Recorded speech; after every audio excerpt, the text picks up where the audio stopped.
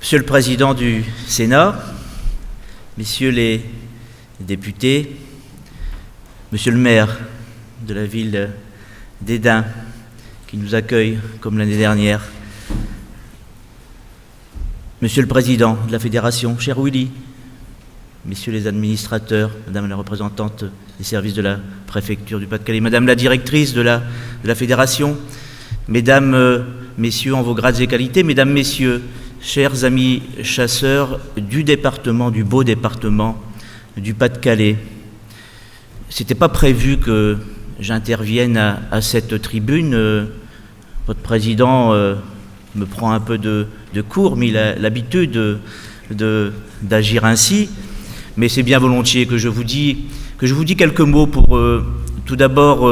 le remercier, lui et son conseil d'administration, de m'avoir convié, comme chaque année, à cette belle rencontre, à cette belle réunion des chasseurs, des passionnés de nos territoires, de la ruralité du Pas-de-Calais, et cette belle passion qui nous anime tous. Je dis tous parce que je fais partie de cette famille et je me sens ici un peu chez moi ce matin parmi vous. Cette belle passion de la chasse qui nous anime tous dans ce beau département du Pas-de-Calais. Merci de votre invitation, merci Willy de ton invitation. Tout d'abord, mes premiers mots, ce sera pour bien évidemment saluer ton travail et le travail de toute l'équipe de la Fédération des chasseurs du Pas-de-Calais. On le dit jamais assez, on a la chance d'être dans un département cynégétique particulièrement riche, particulièrement diversifié, parce que vous, les chasseurs, vous faites un travail de qualité, un travail de terrain absolument indispensable, absolument nécessaire, vous le savez, on le répète, vos équipes fédérales vous le répètent inlassablement, c'est indispensable que vous soyez sur le terrain pendant la chasse, bien évidemment, mais aussi et surtout hors des périodes de chasse, mais aussi, si nous avons un beau département qui regorge de petits gibiers, c'est parce que vous avez aussi une équipe fédérale qui sait être quotidiennement à vos côtés pour vous aider, vous accompagner dans vos missions, dans vos travaux d'aménagement des terrains, dans vos actions de piégeage.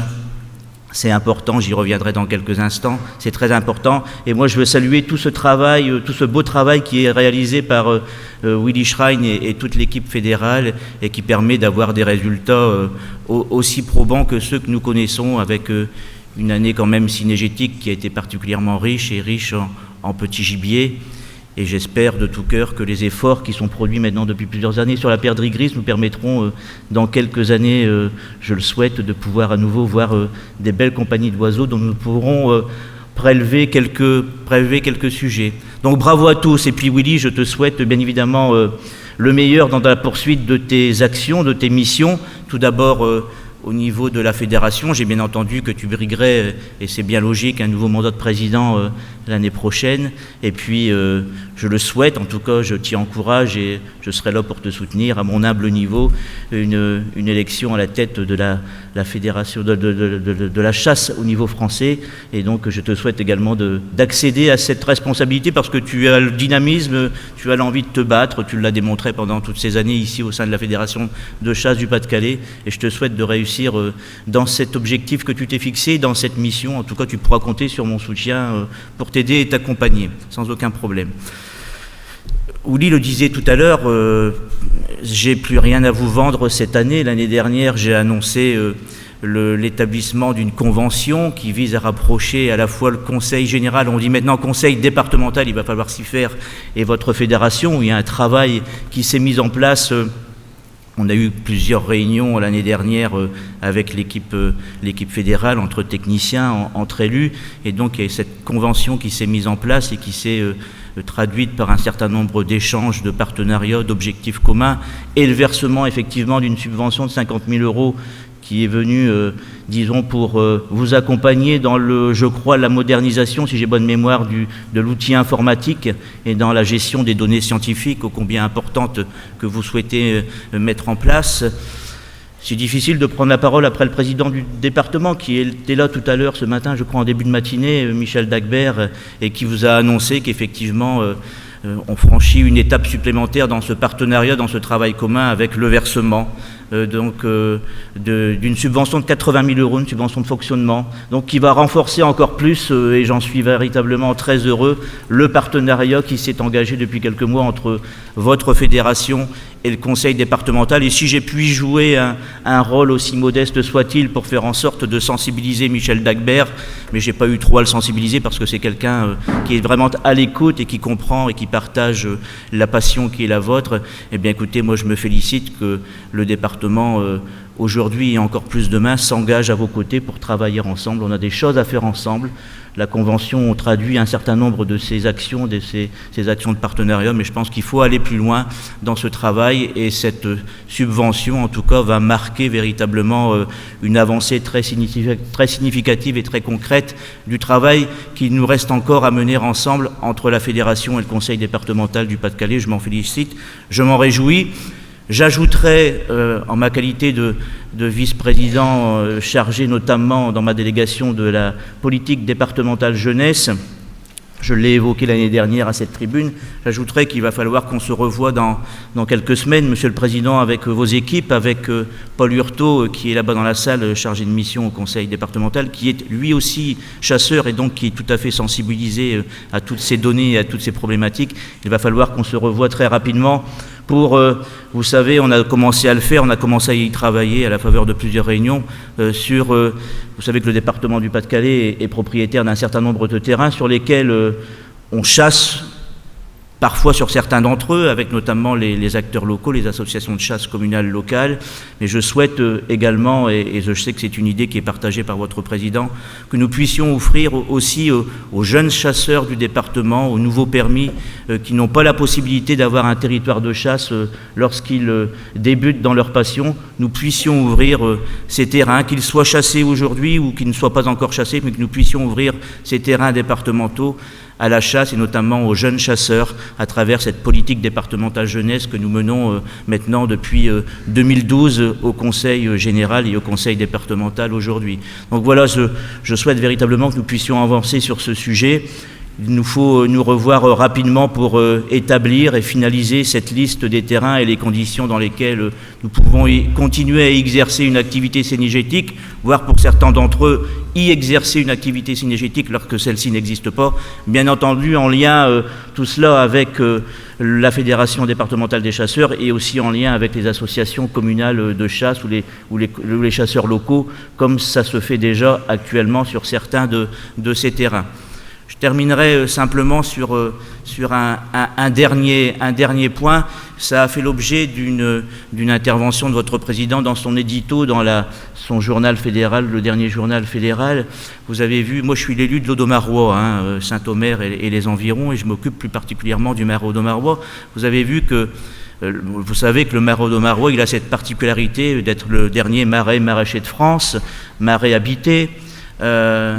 3700 hectares, avec cette particularité d'être sur 2 échelons administratifs, le Nord et le Pas-de-Calais. Et donc, quand on s'occupe du marais, on essaye de s'occuper du marais dans sa globalité, dans toute son entité, à la fois dans les communes du Nord et dans les communes du Pas-de-Calais. Et vous avez vu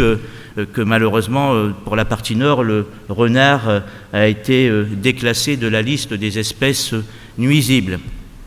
ce qui est une aberration totale la plus complète. Je voudrais faire simplement un petit rappel historique. Les maraîchers, vous le savez, ont à subir sur le territoire, sur le marais, des dégâts qui sont liés